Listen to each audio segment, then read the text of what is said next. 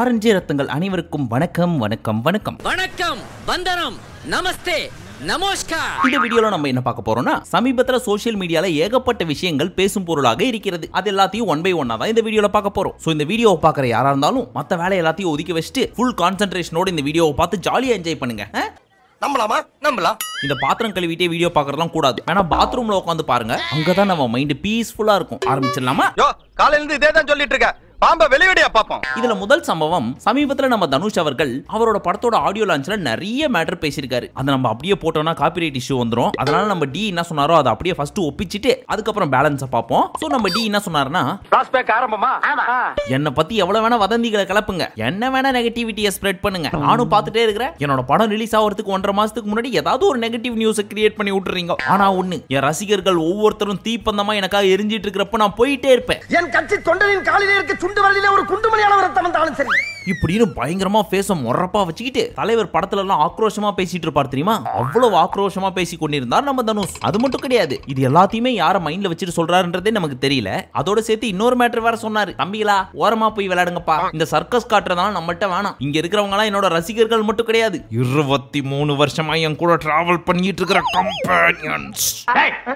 படுவா, நீ ரொம்ப தம் கட்டற. அடங்கடா. புரியலையா? 23 வருஷமா என் கூட டிராவல் பண்ணிட்டு இருக்கிற கம்பெனியன்ஸ் அப்படின்னு சொன்னாரு. அவர் பேசினது போட முடியலனாலும் அவர் மாதிரி ஆக்ரோஷமா பேசி உங்களுக்கு புரிய வைக்க ட்ரை பண்ணும்ல, அப்பதானே உங்களுக்கு புரியும் இந்த டயலாக் பேசுறப்ப அவரோட முகம் எவ்வளவு உக்கிரமா இருந்துச்சு அப்படின்னு. சரி, பேலன்ஸை கேளுங்க. நீங்க சும்மா 4 வதந்திகளை பரப்பி விட்டு என்ன காலி பண்ணிடலாம்னு நினைச்சா அதை விட முட்டாள்தனம் எதுவுமே கிடையாது. ஒரு செங்கலை கூட ஆட்ட முடியாது அப்படின்னு பயங்கரமா பேசிட்டு இருந்தாரு. அந்த கண்ணுக்கு தெரியாத கையும் என் ரசிகர்கள் ஒருத்தரும் தீப்பந்தமா எரிஞ்சிட்டு இருக்கிற வரைக்கும் நான் போயிட்டே இருப்பேன். நான் கூட ஆரம்பத்துல நம்ம சுச்சித்ரா இருக்காங்கல்ல, அவங்க தான் தனுஷை பார்த்து இல்லாதது போலாதெல்லாம் சொல்லிட்டு இருக்காங்க. சோ அவங்கள மீன் பண்ணி தான் சொல்றாரு போல இருக்கு அப்படின்னு நினைச்சா, தம்பிகளா ஓரமா போய் விளையாடுங்க அப்படின்லாம் சொல்றத பார்த்தா வேற ஏதோ கேங்கு போல இருக்கே. யாரா அந்த அண்ணன் உங்களுக்கு இருக்கீங்க? யார் தாண்டா அவரை வாழ விட மாட்டேங்கிறீங்க? ஏன்டா அப்படி டார்ச்சர் பண்றீங்க? பாவம்டா மனுஷன், அவரை வாழ விடுங்கடா, அவரை தொழில் பண்ண விடுங்கடா. போன பிரஸ் மீட்ல என்ன சொன்னாரு? நாங்கெல்லாம் போயஸ் கார்டன்ல வீடு வாங்க கூடாதா அப்படின்னு கேட்டாரு. அந்த போயஸ் கார்டன் வீடு இதை இதோட விட்டுறலான்னு நினைக்கிறேன். அந்த மாதிரி இவரை வாங்க கூடாதுன்னு சொன்னது யாருன்னு இப்ப வரைக்கும் கண்டுபிடிக்க முடியல. இப்ப இதை வேற சொல்றாரு. யார சொல்லியிருப்பாரு? சமீபத்துல யாருக்கு டிவோர்ஸ் ஆனாலும் தனுஷ் தான் காரணம் அப்படின்னு ஒரு சிலர் கிளப்பி விட்டுட்டு இருக்காங்களே, அந்த கேங்க தான் சொல்றாரோ? அந்த குரூப்பா இல்லைங்க. இல்லையா? இல்ல, எந்த ஹீரோயின் கூட தனுஷ் நடிச்சாலும் அந்த ஹீரோயினுக்கு ஏன் இந்த ஒரு நிலைமை, இப்படி போய் சிக்கிட்டியேமா அப்படின்னு கமெண்ட் செக்ஷன்ல போடுறாங்களே, அந்த கேங்க சொல்லியிருப்பாரோ? அந்த குரூப்பா இல்லைங்க. என்னடா இதுவும் இல்லைங்கிற ஒரே கன்ஃபியூஷனா இருக்குதே. நம்ம யாருன்னு எனக்கு தெரியும், என்ன படிச்ச சிவனுக்கு தெரியும், என் அப்பா அம்மாக்கு தெரியும், என் பசங்களுக்கு தெரியும். ஆனா ஒண்ணுப்பா, ரொம்ப பாவம் நம்ம தனுஷ். இவ்வளவு ஆக்ரோஷமா பேசியிருக்காரு, அதை இந்த சோசியல் மீடியால போட்டு எப்படி கலாச்சி தள்ளுறாங்க பாருங்க இவங்க எல்லாம்.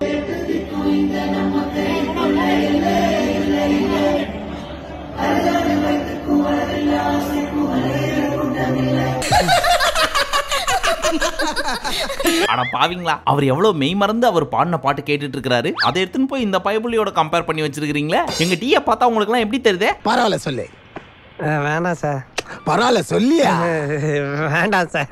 அது சரிண்ணே, உங்களுக்கு யார் மேல இவ்வளவு காண்டு? யாரும் அப்படி முறைச்சு பாத்துட்டு இருக்கீங்க? மூஞ்சியே அப்படிதான். இல்ல, அந்த மாதிரி பாத்துட்டு இருக்கிறப்போ உங்க மைண்டுக்குள்ள யார் இருந்தா? அத நான் சொல்றேன். அண்ணா நீ எங்கண்ணா இங்க? அத நான் சொல்றேன்.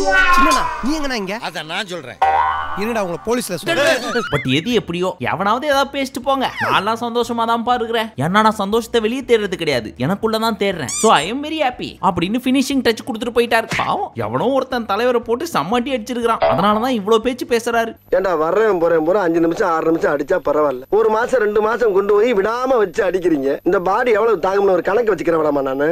அப்புறம் தனுஷை பத்தி பேசிட்டு இருக்கிறப்பதான் அவரோட நண்பர் அனிருத் பத்தி ஒரு மேட்டர் ரிலீஸ் ஆச்சு. அது என்ன தெரியுமா?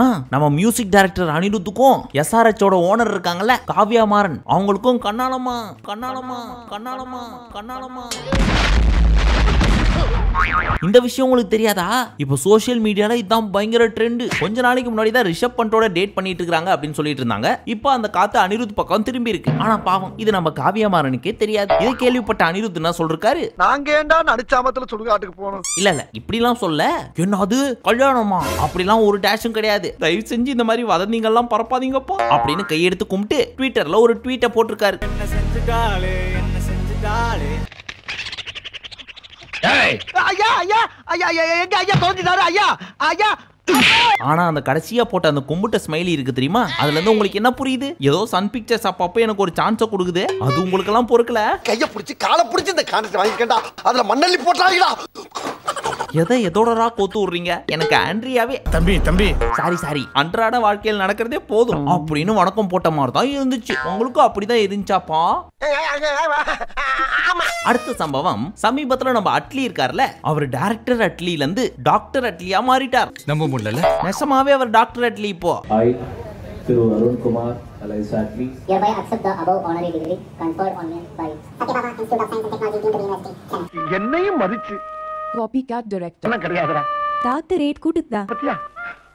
பெருமையா இருக்குடா, ரொம்ப பெருமையா இருக்கு. என்னையா சொல்ற? அதுக்குள்ள MBBS படிச்சு முடிச்சிட்டாரா அப்படின்னு கேக்குறீங்களா? சேச்சா, அந்த டாக்டர் கிடையாது, இது வேற டாக்டர். அவரோட சமீபத்திய படத்துல எல்லாம் ஸ்லோ மோஷன் ஷாட், ஜூம் ஷாட்லாம் எடுக்கிறாருல, அது மட்டும் இல்லாம தமிழ்ல ஆரம்பிச்சு இப்ப பாலிவுட்டுக்கு போய் ஷாருக் கானை வச்சு ஜவான்னு ஒரு படம் எடுத்திருக்காரு. இதுக்கு மேல ஒருத்தருக்கு டாக்டர் பட்டம் கொடுக்கறதுக்கு என்னையா காரணம் வேணும்? என்ன தைரியமா சொல்லுங்க சார். ஃபர்ஸ்ட் ஆஃப் ஆல் உங்களுக்கு வாழ்த்துக்கள் டாக்டர் அட்லி சார். இது என்ன சாதாரணமான விஷயமா? இந்த காலத்துல எல்லாம் 1190 மார்க் எடுத்தாலே நீட்னு ஒரு எக்ஸாம் வைக்கிறாங்க. அதுலயும் பாஸ் பண்ணா மட்டும்தான் MBBS படிக்க முடியும். அப்படியே அதுல MBBS படிச்சாலும் எல்லாரும் பெருசா டாக்டர் ஆயிடுறது கிடையாது. அப்பேற்பட்ட ஒரு டாக்டர் பட்டத்தை அசால்ட்டா லெஃப்ட் ஹேண்ட்ல டீல் பண்ணி வாங்குனீங்க பாத்தீங்களா?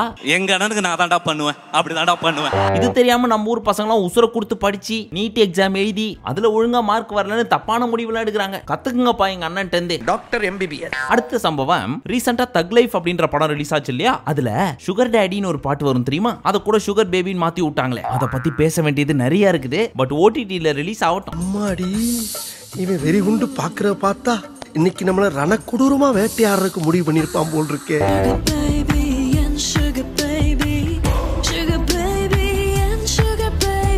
அது எல்லாரும் நீங்க பார்த்து முடிச்சதுக்கு அப்புறம் டீடைலா பேசுவோம். ரொம்ப ஆவலோட எதிர்பார்க்கறாங்களே. இப்ப வேற ஒரு மேட்டர் சொல்றேன். அந்த சுகர் பேபி பாட்டை எடுத்து அப்படியே ஓரமா வைங்க. அதே படத்துல முத்தமழைன்னு ஒரு பாட்டு வந்துச்சு தெரியுமா, நம்ம சின்மய் வெர்ஷன். அது பெரிதளவுல பேசப்பட்டுச்சு. தீப் பாடினதுக்கு பதிலா சின்மயே இந்த பாட்டை பாடி அந்த வெர்ஷனே படத்துல வந்திருந்தா இன்னும் நல்லா இருந்திருக்குமே அப்படிலாம் நம்ம மக்கள் கதறினதை கேட்டு படத்துல சின்மய் வெர்ஷன் வைக்கலாம்னு பார்த்தா நம்ம டைமண்ட் முத்து பண்ண வேலை சின்மயை பேன் பண்ணி விட்டாங்க. தமிழ் படத்துல எல்லாம் நீங்க பாடக்கூடாது அப்படின்னு சொல்லி. சோ அவங்களுக்கு பதிலா தீய பாட வச்சு அந்த பாட்டு படத்துல வரும்னு பார்த்தா ஏப்ரல் ஃபூல் பண்ணி விட்டாங்க. ஏமாத்திட்டானே. ஆனா படத்துல தான் இல்ல, நாங்க தனி வீடியோ சாங்க ரிலீஸ் பண்ண போறோம் அப்படின்னு சொல்லி 2-3 நாளைக்கு முன்னாடி இந்த வீடியோ விட்டாங்க. அந்த வீடியோவை நீங்க பாத்தீங்கன்னு வச்சுங்க, குபீர் மொமெண்ட் தான். த்ரிஷா உருகி உருகி பாடுறாங்க. ஆனா அதை ரசிச்சு பார்க்கலாம் அப்படின்னு பார்த்தா ஏதோ டப்பிங் கொடுக்குற மாதிரியே ஃபீல் ஆகுது.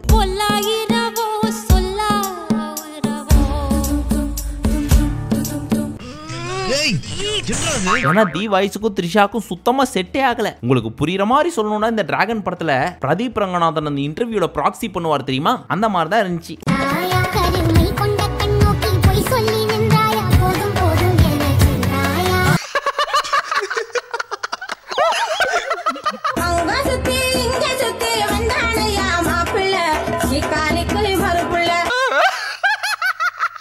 அதுவே இந்த தீயோட வாய்ஸை தூக்கிட்டு சின்மய் வாய்ஸை போட்டு அப்படியே அந்த பாட்டை கேட்டா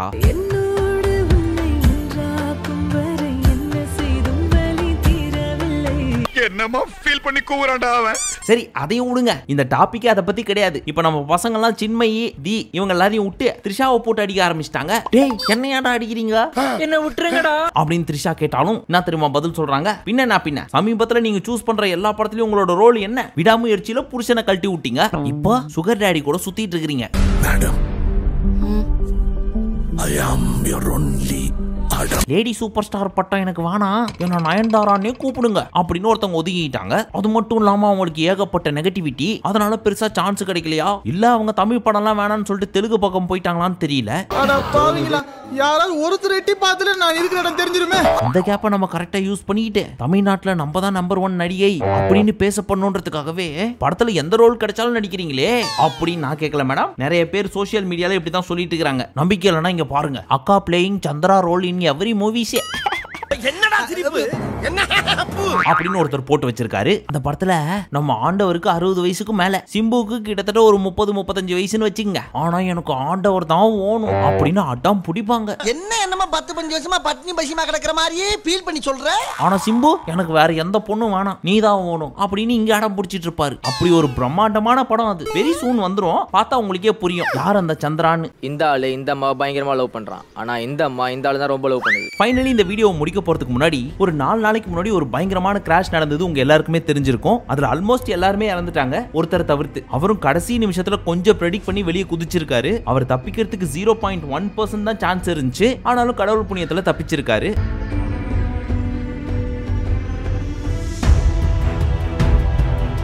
இன்னொரு பக்கம் ஒரு பொண்ணு 10 நிமிஷம் கேப்ல இந்த ஃளைட்டை மிஸ் பண்ணிருக்காங்க. அந்த ஃளைட்டுக்குள்ள இருந்த பேசஞ்சர்ஸ், ஏரோஸ்ட்ரஸ், பைலட் மட்டும் இல்லாம அந்த ஃளைட் வெடிச்சது தெரியுமா? அங்க இருந்து எத்தனை டாக்டர்ஸ் இறந்துட்டாங்க, பொதுமக்கள். இதெல்லாம் அழிவோட ஆரம்பம், ஆண்டவனோட செயல் அப்படின்னு சும்மா கை காமிச்சிட்டு போயிடுறாங்க பாத்தீங்களா? தயவு செஞ்சு இதெல்லாம் சத்தியமா நம்பாதீங்க. இப்ப மட்டும் கிடையாது, கடந்த ஒரு சில வருஷங்களாவே ஏர் இந்தியாவை எடுத்துக்கிட்டீங்க அப்படின்னா மெயின்டெனன்ஸ் அப்படின்றது சுத்தமா கிடையவே கிடையாது. கஸ்டமரை ட்ரீட் பண்ற விதமாகட்டும், ஃளைட் லேண்ட் ஆனதுக்கு அப்புறம் பேசஞ்சர்ஸ் எல்லாம் போய் அவங்களோட பேக்கேஜை செக் அவுட் பண்ணுவாங்க. அதுல எத்தனை பேக்கேஜஸ் டேமேஜ் ஆயிருக்கும் தெரியுமா? இதெல்லாம் வெளிப்படையா நமக்கு தெரிஞ்ச விஷயம். ஆனா ஃளைட்டுக்குள்ள இருக்க மெக்கானிசம் என்ன அப்படின்றது நம்ம எல்லாருக்கும் தெரியாது. பட் ஒரு சிலருக்கு தெரியும் இல்லையா? அவங்க ஆல்ரெடி மேனேஜ்மெண்ட் கிட்ட சொல்லிருக்காங்க. பட் அதெல்லாம் மேனேஜ்மெண்ட் பெருசா கண்டுக்கவே இல்ல. இப்போ இந்த வீடியோ இருக்கு இல்லையா? இந்த ஏர் இந்தியா ஃளைட்ல பாத்தீங்கன்னா சுத்தமா ஏசி 5 மணி நேரமா ஒர்க் ஆகல. அதுக்கான காரணத்தை உள்ள இருந்த க்ரூவும் கொடுக்கல. Pushing the crew button, but none of the crew is coming. Again and again, everyone is pushing. Just look at the situation.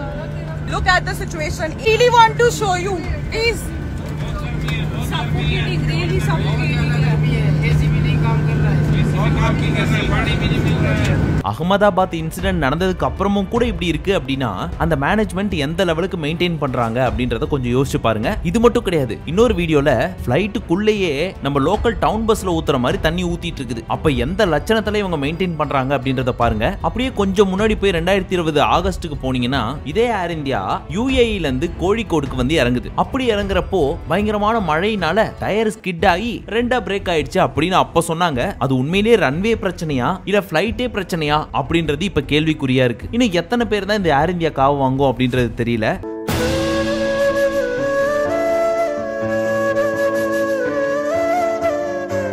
And உங்கள பல பேருக்கு தெரியாத இன்னொரு விஷயம் சொல்லட்டுமா? இதே ஃளைட் இந்த டிராவலுக்கு கொஞ்சம் முன்னாடி டெல்லியில இருந்து கிளம்பி இருக்கு. எங்கன்னு பார்த்தா அகமதாபாத். அங்க இருக்க பேசஞ்சர்லாம் இறக்கி விட்டதுக்கு அப்புறம் தான் லண்டனுக்கே இந்த ஃளைட் போயிருக்கு. இது ரெண்டுத்துக்கும் நடுவுல என்ன நடக்கணும் அப்படின்னா கிளீனிங், ஃபியூவலிங், டெக்னிக்கல் செக், அதாவது இன்ஜின் வைஸ் மட்டும் இல்லாம AC, lights, first aid kit, safety equipments இதெல்லாம் ஜஸ்ட் 5 to 10% தான். இந்த மாதிரி எக்கச்சக்கமான செக்ஸ் முடிஞ்சதுக்கு அப்புறம் தான் ஒரு ஃளைட்டே டேக் ஆஃப் ஆகணும். அது எதுவுமே நடக்கல அப்படின்றதுக்கு ஒரு பெஸ்ட் எக்ஸாம்பிள் தான் இது எல்லாமே. இப்போ இந்த டெல்லியில அகமதாபாத் வந்துச்சு தெரியுமா? இதே ஃளைட். அதுல டிராவல் பண்ண ஒரு பேசஞ்சர் என்ன சொல்லிருக்காரு? நான் வர்றப்பவே இந்த ஃளைட்ல ஏசி ஒர்க் ஆகல, உள்ள இருக்க டச் பேட், பட்டன்ஸ் எதுவுமே ஒர்க் ஆகல. It's a Dreamliner 787.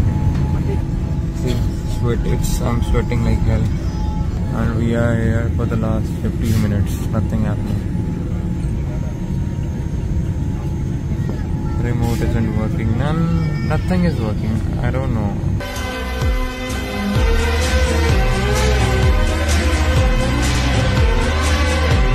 இதுக்கப்புறமும் இது கடவுள் செயல், உலகம் அழிவை நோக்கி போயிட்டு இருக்கு அப்படின்னா சொல்றதை ஸ்டாப் பண்ணுங்க. அந்த ஃளைட் வெடிச்சதும் சரி, இப்போ ஒரு சில வீடியோஸ்ல பார்த்தா ஒரு சில விஷயங்களும் சரி, இது எல்லாமே மேனேஜ்மெண்ட்டை தான் போய் சேரணும். அவங்க ப்ராப்பரான மெயின்டெனன்ஸ் கொடுக்காதனால தான் கிட்டத்தட்ட 274 பேரோட உயிர் இப்படின்றதுக்குள்ள எரிஞ்சு தன்னோட ஃபேமிலி மெம்பர்ஸாலேயே இவங்க தான் அவங்க அப்படின்னு கண்டுபிடிக்க முடியாத அளவுக்கு ஆயிருக்கு. அட்லீஸ்ட் இதுக்கப்புறமாவது அலட்சியமா இருக்க ஒரு சில மேனேஜ்மெண்ட்லாம் பெரிய ஸ்டெப்ஸ் எடுத்து மத்தவங்க பிரச்சனையெல்லாம் தீர்க்க வேணாம், அவங்க சைட்ல இருக்க இஷ்யூ தீர்த்தாலே பெரிய விஷயம்.